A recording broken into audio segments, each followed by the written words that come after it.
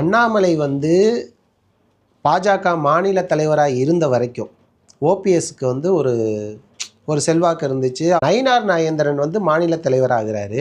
அதுக்கப்புறம் ஓபிஎஸ் அவர்களுக்கான முக்கியத்துவம் குறைஞ்சிருச்சு. ஒருவேளை அண்ணாமலை மாநில தலைவராக இருந்திருந்தா ஓபிஎஸ் அவர்கள் இந்த கூட்டணியிலேருந்து வெளியே போயிருக்க மாட்டார், அண்ணாமலை விட்டிருக்க மாட்டார் அப்படின்னு நான் நினைக்கிறேன்.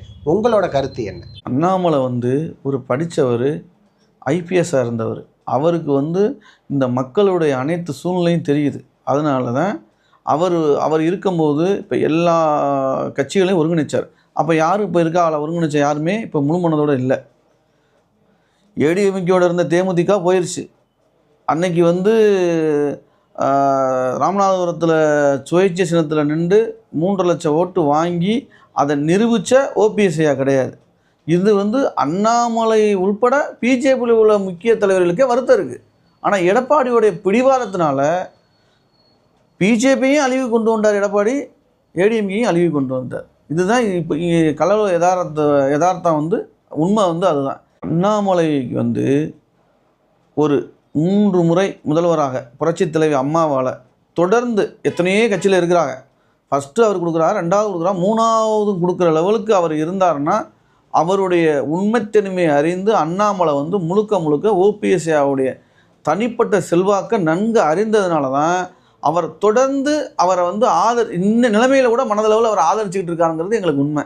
ஆனால் இந்த எடப்பாடிங்கிற பிடிவாதத்தினால பிஜேபியோடைய வளர்ச்சியவும் தமிழ்நாட்டில் கெடுத்துட்டார், ஏடிஎம்கேயோட வளர்ச்சியவும் கெடுத்துட்டார். இதுக்கு நயினார் நாகேந்திரனும் எடப்பாடி அன்ஸ்கோவும் டீல் பண்ணிக்கிட்டாங்க.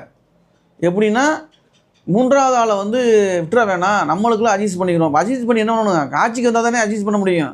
திருப்பியும் ஆட்சி போச்சுன்னா நயினார் 3 வருஷம் தானே, அதுக்கப்புறம் பிஜேபி இன்னொரு தலைவர் வந்துடுவார். அதுக்கப்புறம் எடப்பாடி என்ன பண்ணுவார், அண்ணாமலையோ இல்லை அண்ணாமலை மாதிரி இன்னொரு தலைவர் வந்துட்டால் இன்றைக்கு நிலைமைக்கு ஒரு அவருடைய துரோகம் யார் பிஜேபி செய்யலையா? நரேந்திர மோடி அவர்கள் பிரதமராக ஆகணும்னு சொல்லி அனைத்து தொகுதியிலும் தமிழ்நாட்டில் அனைத்து தொகுதிகளையும் பிரச்சாரம் செஞ்சவர் இந்த ஓபிஎஸ் ஐயா. அதை மறந்து பிஜேபி இன்றைக்கி சுயநலத்துக்காக எடப்பாடிகிட்ட கட்சி வேணால் அவன்கிட்ட இருக்கலாம், ஆனால் தொண்டர்கள் இருக்காங்களாங்கிறத முதல்ல நீங்கள் உணரணும்.